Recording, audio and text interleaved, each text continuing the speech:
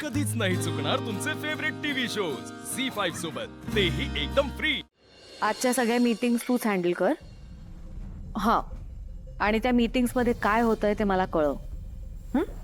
Okay. आई good morning.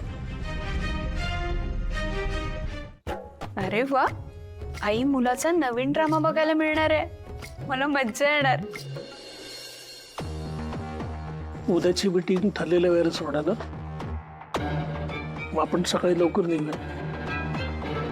आई मला माहिती आहे तू माझ्यावर रागवलीस कारण मी अनुष्काला भेटायला गेलो होतो, पण ट्रस्ट मी, मला तुला दुखवायचा हेतू नव्हता।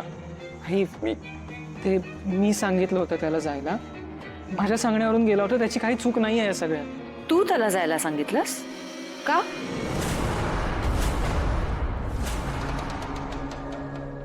मला हे आवडणार नाही हे माहित असताना सांगितलंस?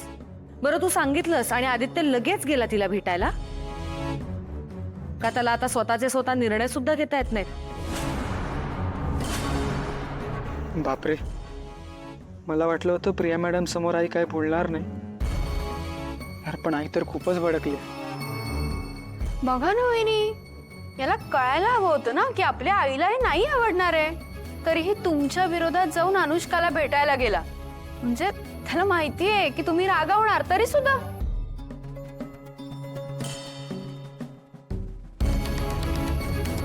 केवढं मोठं धाडस म्हणायचं, बापरे।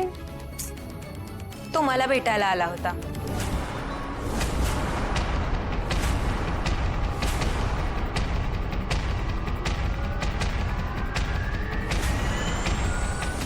आदित्यला त्याच्या आईची बाजू मला समजवायची होती।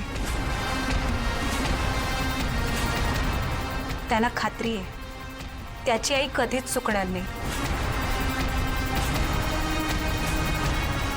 तो उलट मलाच सांगत होता की मी चुकीची।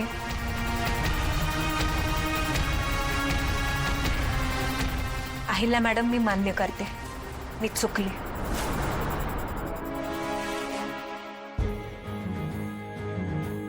मला माफ करा।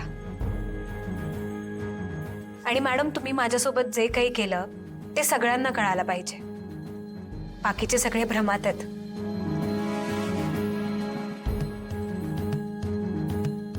हे ऐक ना, जा ना, तू तुझं काय आहे? हा, तुझं आम्हाला काहीही ऐकायचं नाहीये। बहिणींना जे करायचं होतं ते त्यांनी करून झालंय, कळलं ना? तुला आता समजलं असेल आम्ही किर्लोस्कर काय आहोत ते। त्यामुळे इथून पुढे आमच्या म्हणजे किर्लोस्करांच्या वाटेला जायचं नाही। हा, निघ। दामिनी काकू, आदित्य, तुला माहिती नसेल कदाचित, पण माझ्या कंपनीच्या शेअरची किंमत एका रात्रीत डबल झाली आहे।